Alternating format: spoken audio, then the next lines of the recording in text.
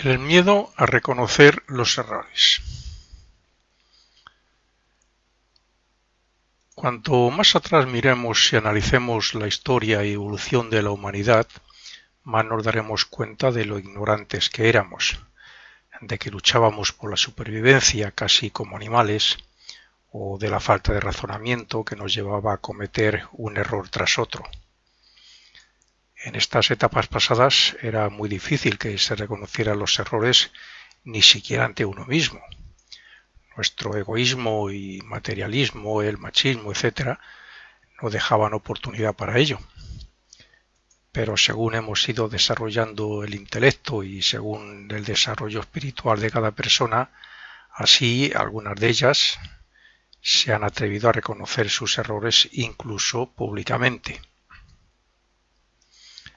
El reconocimiento de nuestros errores debería estar presente en nuestra vida, sobre todo en los aspirantes espirituales, como lo están la educación, el respeto por los demás o cualquier otra norma por las que se rige nuestra sociedad. Pero no es así, porque para la mayoría es difícil ser sincero públicamente. El hecho de no admitir una equivocación, de no reconocer un mal pensamiento, de no ser sinceros y ver nuestra culpa en determinados hechos, ha sido causa a lo largo de la historia de muchos conflictos y enfrentamientos entre las personas. Y también la falta de reconocimiento de nuestros defectos ha impedido las buenas relaciones y la armonía con las personas que nos rodean. Sin embargo, el propio desarrollo moral y espiritual de la humanidad obligará, tarde o temprano, a reconocer ante el prójimo que nuestras equivocadas actitudes han causado mucho mal y ha impedido que seamos valorados como deberíamos serlo. La falta de humildad y sinceridad para reconocer nuestros errores, incluso entre los aspirantes espirituales, hace que haya enfrentamientos, hace que un grupo se divida o incluso que haya oposición y mala intención de unos sobre otros. Cuando, como estudiantes de la filosofía oculta y aspirantes espirituales, alcanzamos un grado en el que sentimos la necesidad de ser sinceros y reconocer que estamos equivocados, no nos es fácil hacerlo porque se produce una lucha entre el espíritu y la personalidad. El espíritu intenta guiarnos por el recto sendero de la amistad, de la fraternidad y de la hermandad, pero la personalidad, orgullosa e interesada, no quiere dar su brazo a torcer e intenta quedar por encima negando o escondiendo la verdad. Es cierto que cada vez somos más sinceros y que cada vez queremos reconocer más nuestros errores, nuestras faltas. Nuestra mente razonadora intenta hacernos ver que es preferible admitir un error que crear un problema o una enemistad, pero aún así nos cuesta hacerlo. Bien porque nos cueste ser responsables, o bien por temor al ridículo o al castigo, nos dificulta la confesión de nuestros errores y preferimos guardar silencio y reconocer solo ante nosotros que somos culpables. Cuando el motivo es el recuerdo de los castigos impuestos por los padres por el hecho de hacer algo mal, es más fácil de superar. De ahí la necesidad de diálogo entre padres e hijos, o incluso de reconocer la sinceridad de un hijo que reconoce su culpabilidad y sus errores. En este caso habría que analizarnos también como padres, porque muchas veces, con tal de aparentar que somos perfectos o que somos una autoridad de la casa, también nosotros mismos ocultamos nuestros errores y nuestras faltas. Así es que, si bien es cierto que a un niño hay que educarle con cierta disciplina, no lo es que haya que castigarle cuando se equivoca y no lo reconoce. El temor al castigo puede ser el mayor motivo por el cual no reconocemos nuestras equivocaciones y malas actitudes. Hay casos en que esta falta de reconocimiento de nuestros errores ha sido causa del castigo, cárcel y crueldad hacia otros. No es que esto sea común entre los aspirantes espirituales, pero sí lo sigue siendo en otros hechos menos graves. Los que aspiramos a vivir la vida superior todavía actuamos erróneamente en este sentido, bien sea por falta de discernimiento, de juicio o por inconsciencia. Sin embargo, ante la ley de Dios, la ignorancia no es excusa ni nos libra del castigo ni de la responsabilidad. Así es que el hecho de ser sinceros y reconocer públicamente nuestras equivocaciones debería ser más motivo de atención y de práctica. Uno de los errores más comunes, aun entre las personas desarrolladas, es la ofensa o malestar creado con nuestras palabras en un momento dado. Tanto si lo hacemos inconscientemente, pero no lo hacen ver, claro, como si al momento nos damos cuenta, lo mejor es disculparse y arreglarlo con sinceridad y simpatía. De esta manera cultivamos la responsabilidad y la sinceridad a la vez que nos libramos del karma negativo que acabamos de crear.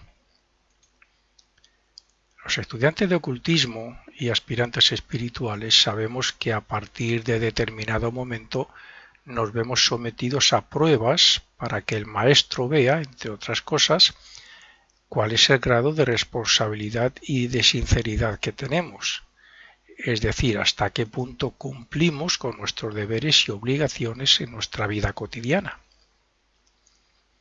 A partir de ahí, el maestro nos dará ciertos trabajos que hacer, y si no los cumplimos, nada podemos esperar, porque eso significa que si no hacemos las cosas de menor importancia, no nos pueden dar otras más importantes o mayores. Para prepararnos para cuando llegue ese momento y como norma para el desarrollo espiritual, deberíamos analizarnos y meditar sobre los aspectos personales que interfieren en nuestro desarrollo moral y espiritual. Si de verdad aspiramos a ser conscientes algún día en los mundos espirituales, debemos superarnos primero aquí en el mundo físico, porque si no es así, cometeremos muchos más y más graves errores allí y tendremos que hacer frente a las consecuencias. Llega un momento en nuestra vida, al cabo de muchos años, de muy variadas experiencias, en que la memoria nos trae el recuerdo de muchos errores cometidos que nos invitan a reflexionar. Pienso que la mayoría, por no decir todos, puesto que todos tenemos conciencia, nos arrepentimos y decimos que si tuviéramos oportunidad rectificaríamos nuestra manera de actuar con tal de no cometer errores.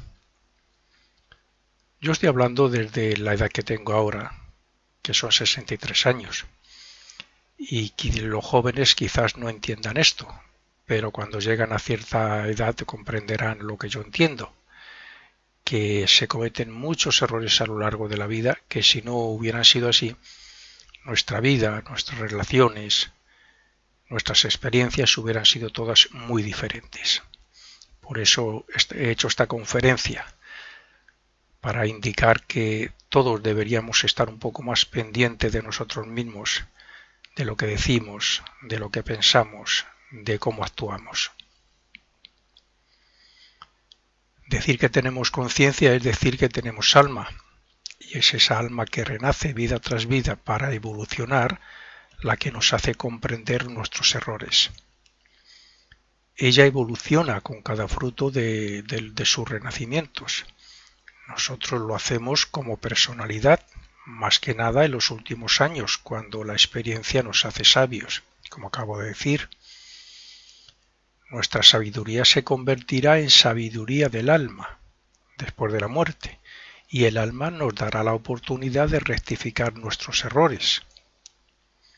Pero como nunca es tarde, tenemos la oportunidad de cambiar y de olvidar las expresiones y actuaciones erróneas, de procurar actuar, pensar y hablar de acuerdo a nuevos y más elevados ideales, de crear una nueva personalidad que vea lo positivo del mundo de las personas y que sepa estar y ser conciencia en todo momento para decir no a los pensamientos, deseos y palabras que puedan dañar a otros. Porque el daño que hacemos a otros vendrá de vuelta hacia nosotros, tarde o temprano. Uno de los errores más grandes y que más a menudo cometemos es la crítica. Y seguramente que lo hacemos porque en la mayoría de los casos creemos que no se va a enterar nadie, o al menos la persona a la que criticamos. Pero no es así. ¿Cuándo consideramos que la crítica es un error? Pues cuando alguien se entera y nos lo dice enfadado, o cuando nos enteramos de que nuestra crítica, aun siendo sin mala intención, ha hecho daño a otro. Sin embargo, la crítica, al igual que los pensamientos negativos, y aunque creamos que nadie se entera de nada, tiene su efecto sobre nosotros, al igual que los pensamientos.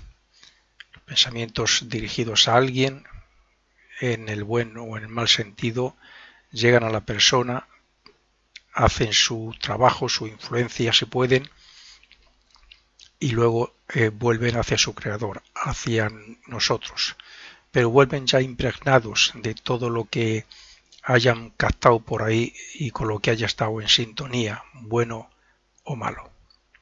La ley de causa y efecto también actúa sobre los pensamientos. No hay causa sin efecto. Las leyes divinas son muy justas y dan a cada uno lo que se merece. Por tanto, si queremos que el mal que creamos no nos vuelva a nosotros, cambiemos de actitud. Está bien que nos observemos, que meditemos sobre nuestras actitudes, que nos critiquemos por todos los errores y todas las críticas cometidas, pero el mal causado tiene pocas soluciones, salvo que dediquemos nuestra vida a servir amorosamente y hacer el bien al prójimo de la manera que podamos. El mal que hemos hecho, como acabo de decir, sea en palabras, pensamientos, críticas, etc., mala solución tiene ya. Pero si hay una manera de convalidar algunas de las cosas que hacemos mal o algunos de los errores que cometemos, y es haciendo el bien. Si hacemos el bien al prójimo, estamos contrarrestando la influencia de lo que hemos hecho mal, al menos en una parte. Si el mal ese que hemos hecho como efecto los ángeles de destino creen conveniente que debemos de sufrirlo porque necesitamos esa enseñanza, entonces sí la sufriremos. Los defectos que vemos en los demás y que criticamos suelen tener alguna relación con nuestros defectos, aunque muchos no lo crean. Por eso debemos estar atentos a lo que pensamos y decimos, para que en vez de crítica, lo que salga de nosotros sea alabanza hacia sus virtudes. De esta manera no pecamos, no cometemos errores, no nos creamos karmas negativos. Y a fin de cuentas lo que estamos haciendo es todo lo contrario, crear causas nuevas, aunque nos cueste alabar o ver las virtudes de esa otra persona. Enfadarnos porque la gente no está de acuerdo con nuestras opiniones o porque no vea las cosas como nosotros es otro de los grandes errores que cometemos a menudo. El enfado es algo así como un sistema de defensa. Y si es así es porque no todo en nosotros es positivo o porque desconfiamos mucho de los demás. Si alguien nos ofende o hace mal, siempre tenemos el discernimiento y la palabra para aclarar las cosas. Lo que no deberíamos hacer es enfadarnos por no haber sabido controlar a la mente para, primero, que no se fije ni dé vueltas al problema y venza la buena voluntad, Y segundo, para dejarse dominar por las emociones y malos sentimientos que nos impulsan a enfadarnos. En mi experiencia, he sufrido durante largo tiempo un error que cometió una persona conmigo, estando yo o siendo yo probacionista de la Fraternidad Rosa Cruz, un error que no razonó lo suficiente la persona que lo cometió conmigo, que no vino a cuento, que no admitió un diálogo, una conversación, y que, como digo, pues me hizo muchísimo daño. Y eso es lo que hay que intentar evitar siempre. Un diálogo, un admitir ese posible error, aunque solo sea ante nosotros, para que luego quizás nos dé pie a hablar con la otra persona, a ser más comprensivo, a ser más tolerante. Enfadarnos sin poner solución es crear desarmonía y malestar en nosotros. Es encerrarnos en algo que nos desequilibra y es algo que no deja que expresemos la buena voluntad y que evita que nos llegue la luz. Los errores, aunque innecesarios, son grandes maestros.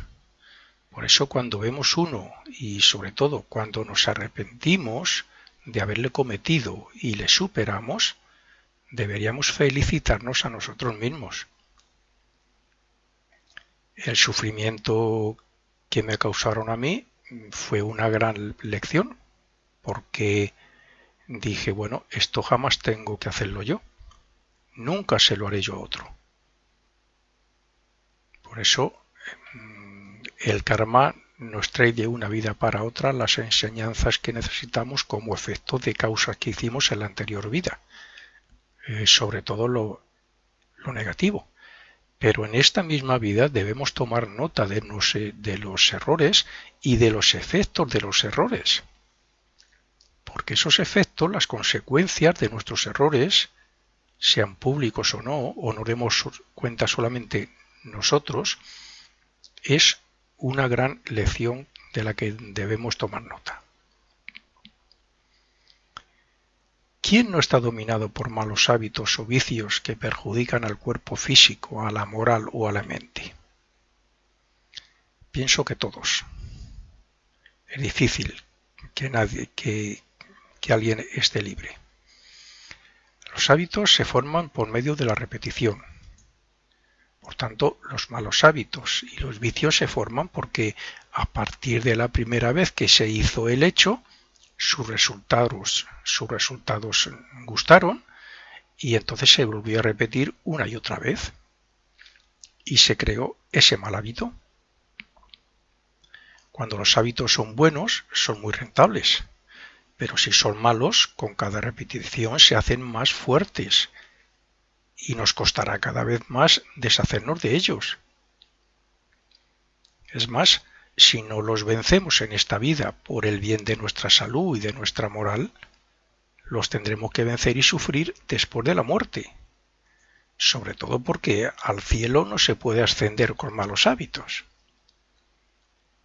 Los estudiantes de filosofía oculta, los ocultistas, sabemos perfectamente todo el recorrido que hacemos en el estado post-mortem y sabemos que del purgatorio no podemos salir con malos hábitos.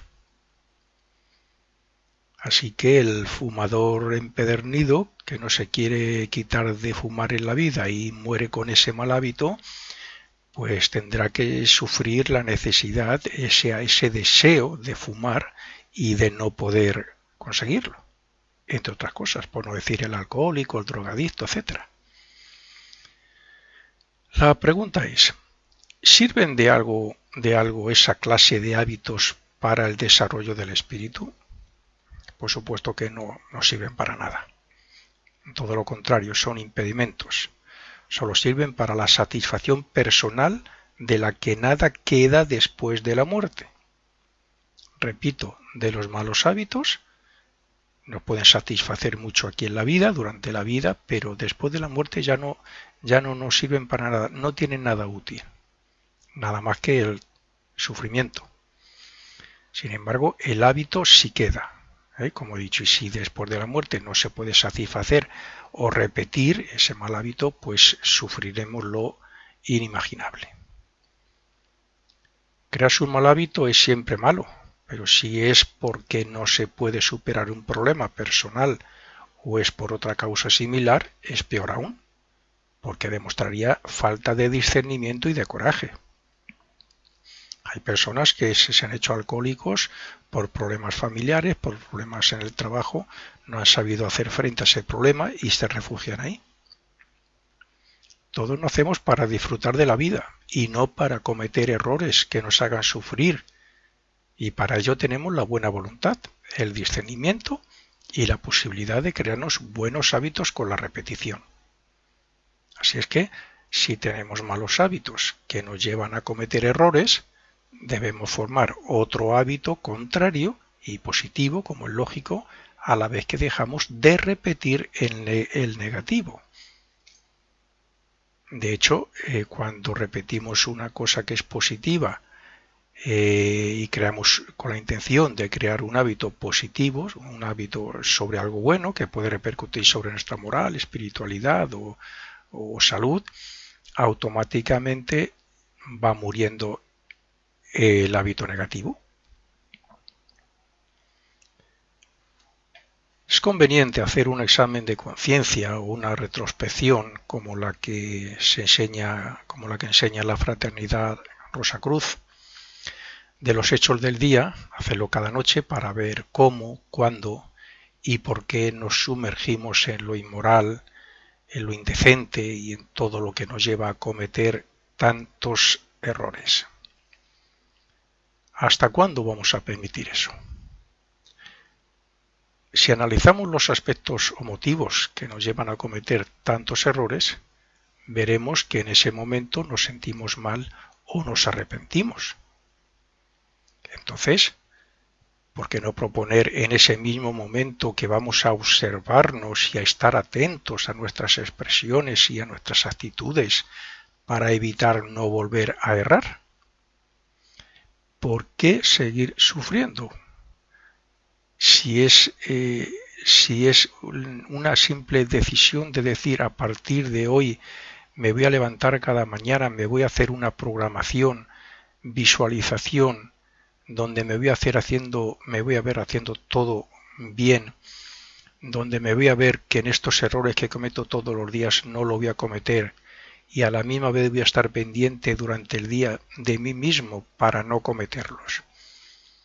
Eso con la práctica se consigue y dejamos de sufrir y dejamos de cometer tantos errores.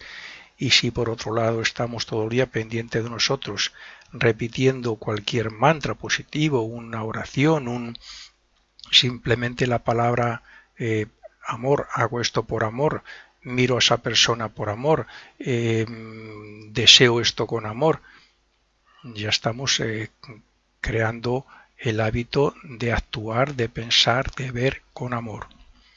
Y eso evita que cometamos errores, porque ese mantra, al fin y al cabo, es lo que cuando llega el hecho que se nos puede presentar y donde podemos cometer un error, posiblemente lo veamos antes. Y entonces no lo cometamos. Cuanto más feliz se intenta vivir la vida, cuanto más positividad en pensamiento, palabra y obra, y cuanta más fe y esperanza en que todo va a ir bien en el futuro, más libre se siente uno y más armonía hay en lo interno. El aspecto interno, el mundo del alma, está lleno de posibilidades. En él no caben los errores. Por eso debemos estar convencidos de que una vez que decidamos cambiar nuestra vida, todo saldrá bien.